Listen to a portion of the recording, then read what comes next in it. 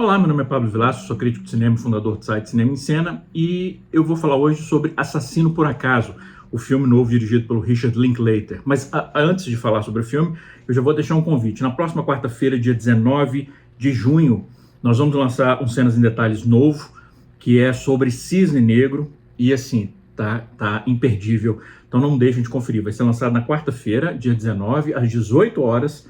Vai estar aqui no canal o Cenas em Detalhes sobre o Cisne Negro. O Assassino por Acaso, ou Hitman, é baseado numa história real, ou parcialmente baseado numa história real. O Richard Linklater, ele se dá muito bem quando ele faz esse tipo de trabalho. Em 2011 ele dirigiu um filme que, aliás, foi relativamente pouco visto. Na época, muita gente achou que na temporada de premiações o filme ia arrebentar, com indicações para o Jack Black, para o Matthew McConaughey, para Shirley MacLaine, que era o Bernie, que era baseado também numa história real de assassinato. Ignorem o cachorro está emocionadíssimo, porque há muito tempo que eu não gravo aqui em casa. E o filme contava a história desse personagem, que era um personagem pelo qual a gente tinha simpatia, que acabava cometendo um assassinato assim, a sangue frio. Esse filme, ele é um pouco diferente. Eu não vou dar spoiler, obviamente, mas ele também é baseado em fatos reais. É baseado na vida de um cara chamado Gary Johnson, que era professor de psicologia na faculdade, e que nas horas vagas, digamos assim, como segundo trabalho, ele trabalhava para a polícia ajudando a gravar conversas de pessoas que estavam querendo contratar um assassino de aluguel, e a polícia arranjava algum falso assassino de aluguel, normalmente um policial disfarçado, a paisana, para fingir ser esse assassino, e eles prendiam a pessoa quando ela pagava para cometer o crime, comprovando que as intenções dessa pessoa eram reais. E esse cara acaba assumindo o papel desse assassino, de posar de assassino para esses possíveis clientes, para esses possíveis mandantes. Essa parte, como eu falei, o filme é parcialmente baseado em fatos reais, essa é uma parte real da história. E claro, a partir daí o filme vai tomando pequenas liberdades para criar uma estrutura que seja uma estrutura dramática, narrativa que funcione melhor. E eu vou falar um pouquinho sobre isso mais ao final, porque eu acho uma coisa bastante digna que o filme faz em relação a isso. E nesse filme, o Gary Johnson, esse personagem, ele é interpretado pelo Glen Powell, que é um ator que ele já, enfim, não é novato, mas ele está ascendendo recentemente. Ele está nesse processo de ascensão, assim como estrela de Hollywood, e a gente percebe nesse filme que é um filme que é obviamente construído em torno do carisma do ator principal. São aqueles filmes que eles dependem muito. Se você coloca uma pessoa sem carisma, uma pessoa que é um vácuo de carisma no centro do filme, por melhor que seja o roteiro, o filme desmoronaria. E o Glen Powell, que é co-roteirista do filme junto com o Richard Linklater, atua, faz esse papel, enfim, interpreta o Gary Johnson. E a ideia por trás do filme é haver um conflito, digamos assim, ou um arco de mudança do personagem, do protagonista, a partir dessa personificação desses assassinos. É um cara que ele é considerado como sem graça, um cara que ninguém presta muita atenção.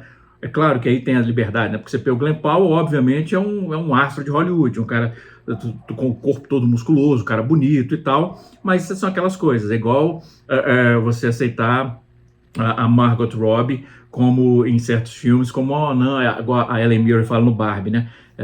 Seria muito mais convincente aceitar que uma personagem, uma mulher comum, sem atrativo, se não fosse vivida pela Margot Robbie. Aqui a gente tem que comprar um pouco da fantasia. É o Glen Powell, mas faz de conta que ele não é tão bonito assim, que ele não tem uma presença tão forte. Ok, vai lá, faz parte.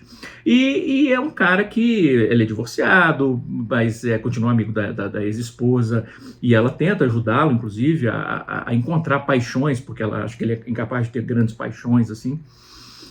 E à medida que ele vai personificando esses assassinos, uma das ideias do filme é que haja esse arco dele ir se encontrando, desenvolvendo, digamos, uma personalidade que ele queira desenvolver para abraçar e ser aquela personalidade, que é algo, inclusive, que ele desenvolve de modo temático, de forma recorrente, nas breves cenas que nós vemos quando ele está dando aula na faculdade. E a direção de arte, por exemplo, o figurino, o design de produção de modo geral, cria muito bem essa ideia desse cara que vive solitário, um cara que ele não tem muita...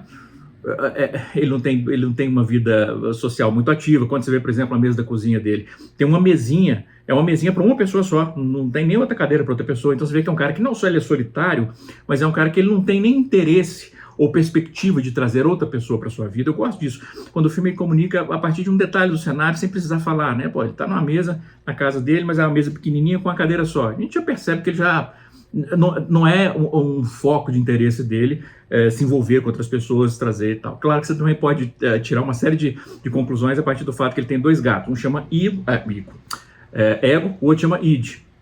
Isso é um ato falho interessante, né? Eu misturei os dois, id e ego, para fazer ego. O que isso diz a meu respeito? E ele não tem superego. Sendo que, na verdade, a gente pode até pensar que o personagem Gary Johnson, ele é todo superego, né? Ele é todo, né? Ele se retrai, ele não se deixa viver da maneira como talvez ele gostasse de viver, que ele vai aprendendo a fazer isso ao longo do filme. Então é interessante, porque ele tem dois gatos, ego e o id, e talvez o terceiro componente seja o superego, que é ele mesmo. Por isso que ele não tem nenhum gato chamado superego. Não sei, enfim. Eu gosto quando o filme ele permite essas interpretações. A roupa que ele veste, como Gary Johnson, né, são roupas em tons pastéis, são tons neutros, são tons desinteressantes. E quando ele vai se disfarçando para assumir outras personalidades, para, né, atrair nos encontros com os possíveis mandantes, aí é outra história. Aí ele adota roupas que são bem mais... Enfim, varia, porque uma das graças do filme é que ele adota uma personalidade diferente para cada possível cliente. Então ele vai usando disfarces, é uma das coisas divertidas do filme. Inclusive, eu acredito que tenha sido para o próprio Glen Powell essa ideia de usar vários disfarces. Mas roupas mais elegantes, roupas de tom mais escuro, preto, ele é um assassino. Tem uma cena, inclusive, que é quase que uma...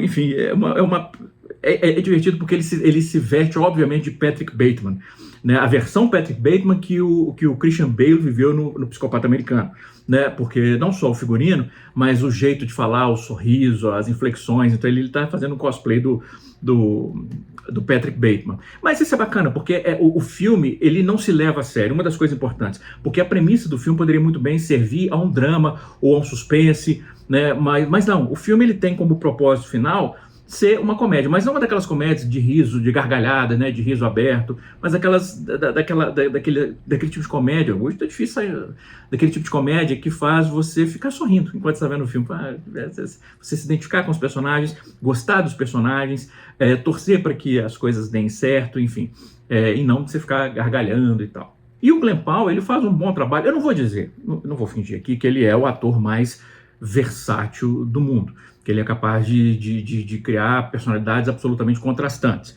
Não, existem certos trejeitos, um certo maneirismo de movie star, né, de estrela de cinema, né, do jeito de mexer a sobrancelha, de franzir a testa, que você vê que é aquela coisa da persona da estrela de cinema mesmo, né, de tentando encantar a câmera. E ele não muda isso. Mas ele faz um trabalho suficientemente eficiente para distinguir o Gary Johnson, né, que é esse professor e tal, e esse alter ego, essa persona que ele assume quando ele está, enfim, bancando o assassino, principalmente quando ele conhece uma mulher vivida pela Adria Arjona, que é uma mulher que está querendo que ele mate o marido, ele convence, isso não é spoiler, tá? Isso faz parte da premissa do filme, do primeiro ato. E ele convence, não faço não mata não e tal, e acaba... Ela, né, foi uma insanidade temporária, mas depois eles se encontram de novo e ele continua assumindo como se fosse um assassino. E ele faz um trabalho, inclusive, de expressão corporal suficientemente bom para distinguir. Há uma cena, por exemplo, que ele está na delegacia de polícia, que ele está ali conversando, e ele está mais retraído, porque está com ele mesmo, e principalmente com os colegas dele, que, enfim, que são, de certa maneira, superiores dele, e ele é meio inseguro.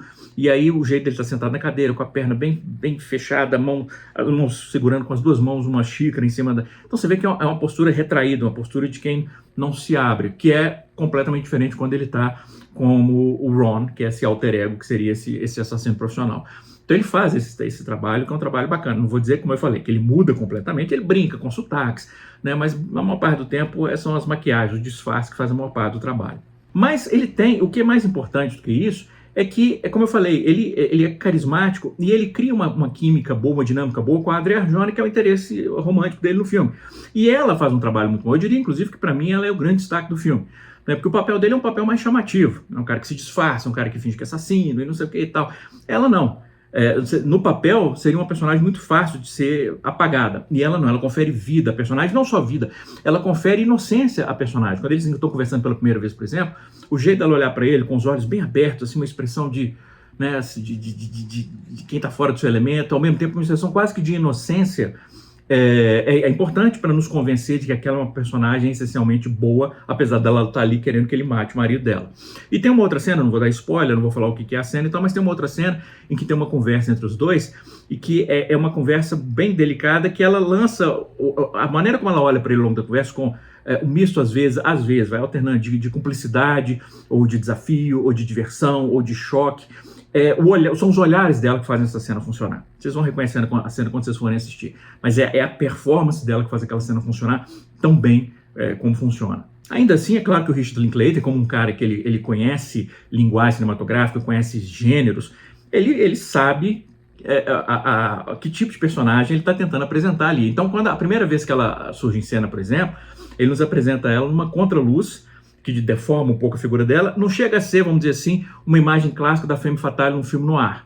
Mas a contraluz é um signo suficientemente forte para que a gente entenda que há ali naquela personagem um componente, pelo menos, de femme fatale, e isso é muito importante para o filme.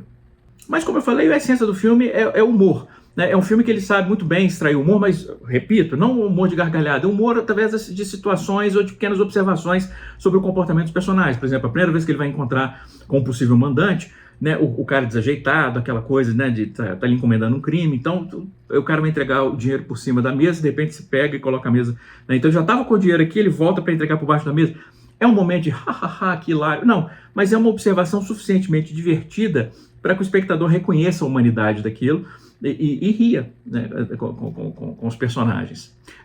E assim como esse, há vários outros momentos similares no filme de humor, que é isso, é um humor de observação de pequenos detalhes do comportamento. Como, por exemplo, né, nessa primeira cena também, de vez em quando, o protagonista ele ainda não está muito confortável naquela situação, né, de fingir ser alguém que ele não é, para pegar o cara querendo encomendar um crime. Então você vê que de vez em quando ele olha para o lugar onde o microfone está escondido, né? Então ele quase que entrega o que está acontecendo ali pela insegurança dele, né? A interação dele com os companheiros. Então, assim, esse tipo de humor que o Richard Linklater faz muito bem.